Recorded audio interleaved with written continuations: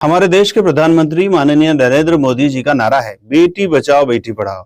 और उनके ही संसदीय क्षेत्र में नीट की तैयारी कर रही 17 वर्षीय स्नेहा कुशवाहा को बलात्कार करके मार दिया जाता है।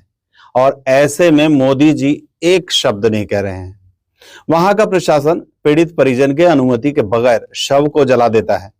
अब न्याय के लिए परिवार को सड़क पर आंदोलन कर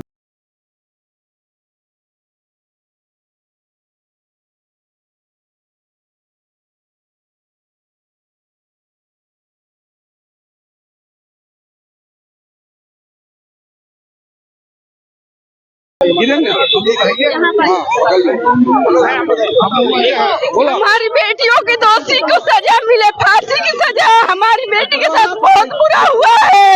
हमारी बेटी बहुत अच्छी थी, पढ़ लिख कर कुछ बनना चाहती थी, अपने देश का नाम रोशन करना चाहती थी। हमारी बेटी के दोषियों को फांसी की सजा मिले। सब जनता से मेरा रिक्वेस्ट है, सब देशवासियों से रिक्वेस्ट है कि मेरा साथ दे, मेरी बेटी के साथ दे।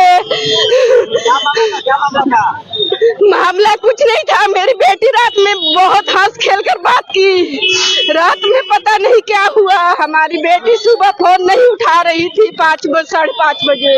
बच्ची का पिता भी है वहाँ पे।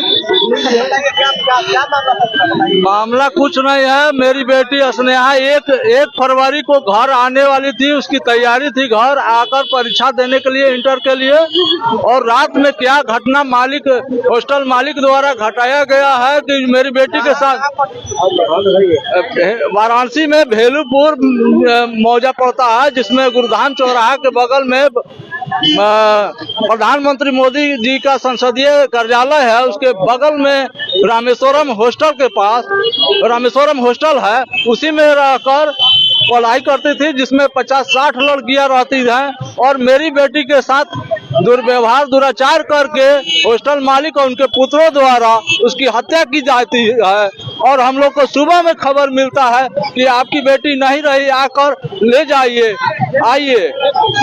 तो हम अपने और प्रशासन भी मिली भगत से हॉस्टल मालिक के द्वारा प्रशासन को पहले ही बुला लिया गया था। और सारे मामले को रफा दफा करने के उद्देश्य से हमारी बेटी का फंदा काट कर और बेड पर लेटा दिया गया था, जो कि प्रशासन के उदासीनता को और संलिप्तता को दर्शाता है।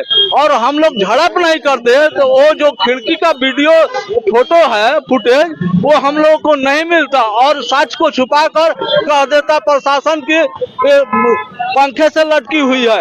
एक सवाल ये है कि बेटी जब आप गए थे रूम में, बेटी नहीं या बेटी जमीन पे?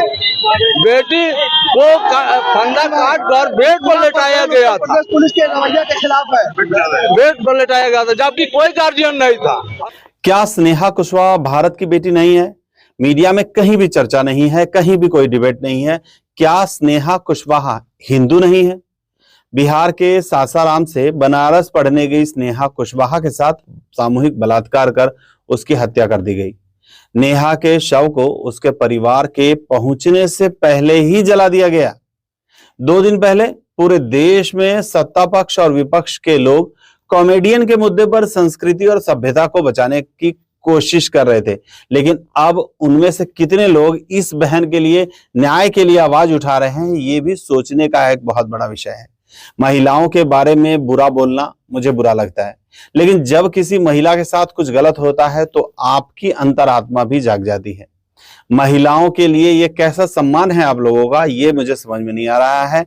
नेहा कुशवाहा ने के मामले में अगर प्रशासन ने जबरन अंतिम संस्कार करवाया है और परिवार की इच्छा का सम्मान नहीं किया गया, तो यह एक गंभीर मानवाधिकार उल्लंघन का मामला है। दुर्भाग्यपूर्ण है कि कई बार मुख्य धारा की मीडिया ऐसी घटनाओं पर चुप्पी साध लेती है जब तक कि सोशल मीडिया पर व्यापक आक्रोश न उठ जाए। लेकिन क्या सोशल मीडिया पर व्यापक आक्रोश की जरूरत मेन लाइन, स्ट्रीम लाइन की मीडिया को होनी चाहिए? जाति, धर्म या क्षेत्र के आधार पर न्याय मिलने में भेदभाव नहीं होना चाहिए। न्याय सभी के लिए एक समान होना चाहिए। अगर इस मामले में प्रशासन की ओर से जबरदस्ती और अनदेखी की गई है तो इसकी निष्पक्ष जांच और दोषियों पर कार्रवाई की मांग की जानी चाहिए, लगातार करनी चाहिए और हम सभी को करनी चाहिए। क्या आप इस मुद्दे को आगे बढ़ाने के लिए किसी प्रकार की याचिका, विरोध प्रदर्शन या अन्य कदम उठाने की योजना बना रहे हैं? अगर हाँ, तो हमें कमेंट बॉक्स में जरूर बताइएगा।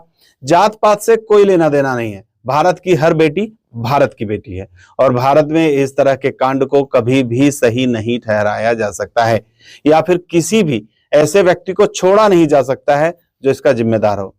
अतः सरकार से डिमांड है कि स्नेहा के दोषियों को जल्द से जल्द सलाखों के पीछे डाला जाए और इतनी कड़ी सजा दी जाए कि इसके बाद इस तरह के नरपिशाच ऐसा करना तो छोड़िए, सोचने से भी डरे। अगर आपको साथ देना हो तो इस खबर को शेयर कीजिए और हम सबकी आवाज को बुलंद कीजिए। जय हिंद।